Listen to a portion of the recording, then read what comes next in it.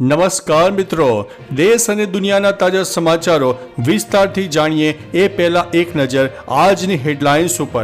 ગુજરાત માટે વધુ એક વરસાદની આગાહી, નડાબેટ ફરવા આવેલા યુવકનું ડૂબી જતા મોત, પેંડા ફૂગવાળા નીકળતા ગ્રાહકે નોંધાવી છે ફરિયાદ, 60થી વધુ લોકોએ કર્યું છે અંધાધૂંધ ફાયરિંગ, 21 ઓગસ્ટે ભારત બંધ, માયાવતીએ આપ્યું છે સમર્થન, કમલા હેરિસે રાષ્ટ્રપતિની રેસમાં ટ્રમ્પને પાછળ છોડી દીધા છે, પ્રેસ કોન્ફરન્સમાં હાર્ટ એટેક આવતા કોંગ્રેસના નેતાનું નિધન, રક્ષાબંધનના દિવસે 4 બહેનોએ ભય ગુમાવી દીધો છે, જ્ઞાનીબેનનું મોટું નિવેદન સામે આવ્યું છે, સૂતા સૂતા રસગુલ્લા ખાવાથી મોત, 5 રૂપિયાવાળા ડૉક્ટરને તમે ઓળખો છો?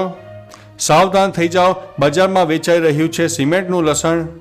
અને ઓગસ્ટમાં અનાજ, કઠોળ અને ખાદ્ય તેલના ભાવમાં નરમાઈ જોવા મળી છે। હવે મિત્રો વિસ્તારથી વાત કરીએ તો ઓગસ્ટમાં અનાજ, કઠોળ અને ખાદ્ય તેલોના ભાવમાં નરમાઈ જોવા મળી છે।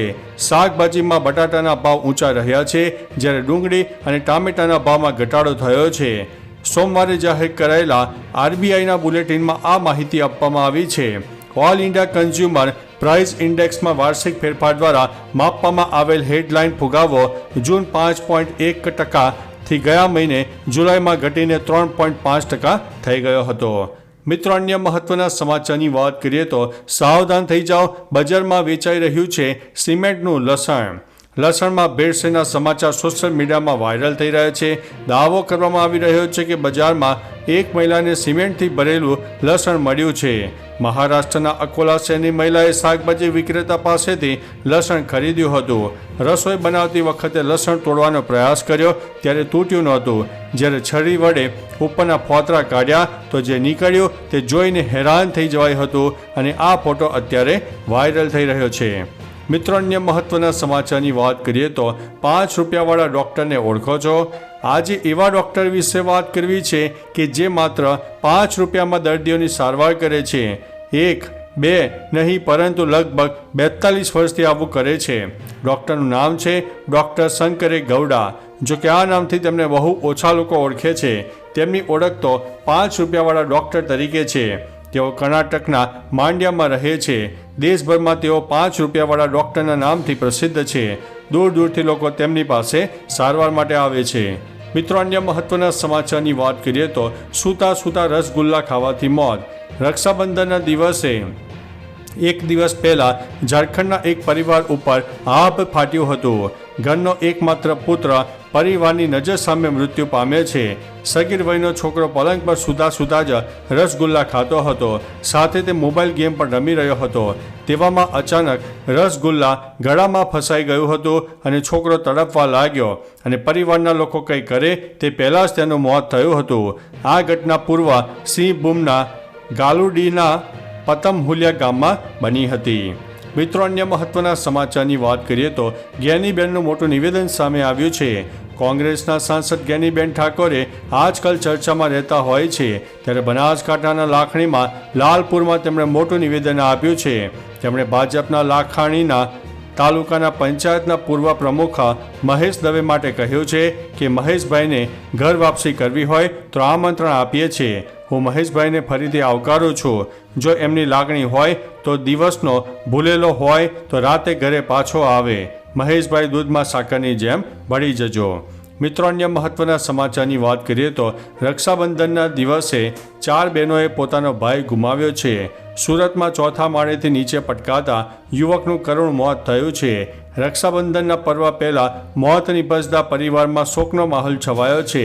17 વર્ષીય યુવક ભેદી સંજોગોમાં ચાની દુકાનની ઉપર બિલ્ડિંગમાં પેશાબ કરવાનું કહીને ગયો હતો અને ચોથા માળેથી પટકાતા તેનું મોત નીપજ્યું છે। પોલીસે અકસ્માત મોતનો ગુનો નોંધીને આગળની કાર્યવાહી હાથ ધરી છે। મિત્રો, અન્ય મહત્વના સમાચારની વાત કરીએ તો પ્રેસ કોન્ફરન્સમાં હાર્ટ એટેક આવતા કોંગ્રેસના નેતાનું નિધન। બેંગ્લોરના પ્રેસ ક્લબમાં એક પ્રેસ કોન્ફરન્સને સંબોધિત કરતી વખતે કોંગ્રેસના નેતા CK રવિચંદ્રનનું મોત થયું છે। તેઓ કર્ણાટક રાજ્ય પછાત વર્ગ અને લઘુમતી સંઘના સભ્ય હતા। સીએમ સિદ્ધારમૈયાએ પણ આ ઘટના અંગે એક્સ ઉપર પોસ્ટ શેર કરી છે। નિધનને લઈને 48 સેકન્ડની વિડીયો ક્લિપ પણ સામે આવી છે, જે એક્સ ઉપર શેર કરવામાં આવી છે, જેમાં CK રવિચંદ્રન પ્રેસને સંબોધતા હતા ત્યારે બોલતી વખતે અચાનક તેઓ ઢળી પડ્યા હતા. મિત્રો, અન્ય મહત્વના સમાચારની વાત કરીએ તો કમલા હેરિસે રાષ્ટ્રપતિ પદની રેસમાં ટ્રમ્પને પાછળ છોડ્યા છે. અમેરિકી રાષ્ટ્રપતિની ચૂંટણીમાં ડેમોક્રેટિક પાર્ટીના ઉમેદવાર કમલા હેરિસ સતત આગળ ચાલી રહ્યા છે. તેઓ અમેરિકાના પૂર્વ રાષ્ટ્રપતિ ડોનાલ્ડ ટ્રમ્પને સતત પડકાર આપી રહ્યા છે. તાજેતરના સર્વેમાં તેઓ ટ્રમ્પ કરતાં 4% વધુ વોટ મળ્યા છે. સર્વેમાં હેરિસને 49% વોટ મળ્યા છે, જ્યારે ડોનાલ્ડ ટ્રમ્પને 45% વોટ મળ્યા છે. મિત્રો, અન્ય મહત્વના સમાચારની વાત કરીએ તો આજે 21 ઓગસ્ટે ભારત બંધ માયાવતીએ આપ્યું છે સમર્થન. દલિત સંગઠનોએ SC અને ST અનામત અંગે સુપ્રીમ કોર્ટના નિર્ણય વિરુદ્ધ આજે 21 ઓગસ્ટે ભારત બંધનું એલાન કર્યું છે. બસપા પ્રમુખ માયાવતીએ પણ આ બંધને સમર્થન આપ્યું છે.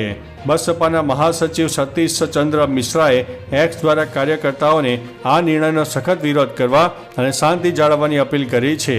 માયાવતીના ભત્રીજા આકાશ આનંદે પણ લોકોને આ બંધમાં ભાગ લેવા માટે અપીલ કરી છે. મિત્રો, અન્ય મહત્વના સમાચારની વાત કરીએ તો 60થી વધુ લોકોએ કર્યું છે અંધાધૂંધ ફાયરિંગ. સાબરકાંઠામાં ફિલ્મી દ્રશ્યો સર્જાયા હતા. વાત એમ હતી કે રાજસ્થાનમાંથી 60થી વધુ લોકોએ આવીને ગામમાં અંધાધૂંધ ફાયરિંગ કર્યું. ફાયરિંગ કરીને તમામ લોકો ફરાર છે. પોશીનાના કાલી કકાર ગામમાં આ ઘટના બનવા પામી છે. ઉલ્લેખનીય છે કે ફાયરિંગની ઘટનામાં એક પશુનું પણ મોત નીપજ્યું છે. પોશીના પોલીસ અને DYSP સહિતનો કાફલો ઘટના સ્થળે પહોંચી ગયો હતો. મિત્રો, અન્ય મહત્વના સમાચારની વાત કરીએ તો પેંડા ફૂગવાળા નીકળતા ગ્રાહકે નોંધાવી છે ફરિયાદ.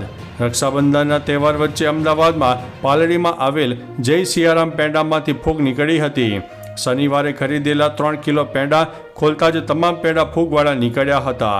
રક્ષાબંધનના તહેવાર માટે જે પેંડા ખરીદ્યા હતા તે ફૂગવાળા થઈ ગયા હતા. તેથી તેઓ બીજા પેંડા ખરીદવા ગયા હતા.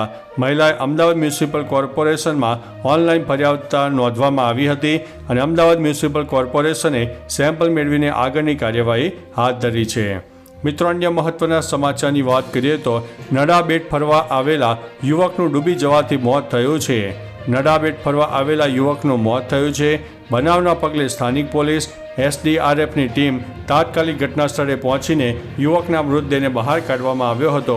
પોલીસ આગળની તપાસ હાથ ધરી રહી છે. સામે આવેલી માહિતી અનુસાર 6 મિત્રો નડાબેટ બોર્ડર ઉપર પહોંચ્યા હતા, જેમાંથી 5 મિત્રો તો બહાર નીકળી ગયા, પરંતુ એક યુવક ઊંડા પાણીમાં ગરકાવ થઈ ગયો હતો. મિત્રો, અન્ય મહત્વના સમાચારની વાત કરીએ તો ગુજરાત માટે વધુ એક વરસાદની આગાહી. ગુજરાત રાજ્યના ઘણા સ્થળોએ હજુ પણ વરસાદી માહોલ જોવા મળશે. દરમિયાન સાવરકુંડલાના ગ્રામ્ય અને ખાંભાના ગ્રામ્ય પંથકોમાં વરસાદ પડ્યો હતો. ગઈકાલે સુરતમાં પણ ધોધમાર વરસાદ પડ્યો હતો. ઉપરાંત આજે ગુજરાતના અનેક વિસ્તારમાં છૂટોછવાયો વરસાદ થઈ શકે છે. હવામાન વિભાગે તો આવનારા 2 દિવસ દક્ષિણ ગુજરાતના કેટલાક જિલ્લાઓમાં ભારે વરસાદની આગાહી કરી છે. આ સમયે વલસાડ, તાપી, ડાંગ, નવસારી, દમણ અને દાદરાનગર હવેલી સહિતના જિલ્લાઓમાં ભારે વરસાદની આગાહી વ્યક્ત કરી છે. તો ચાલો મિત્રો, ફરીથી દેશ અને દુનિયાના સુપરફાસ્ટ સમાચાર લઈને મળતા રહીશો. ત્યાં સુધી અમને રજા આપશો. નમસ્તે.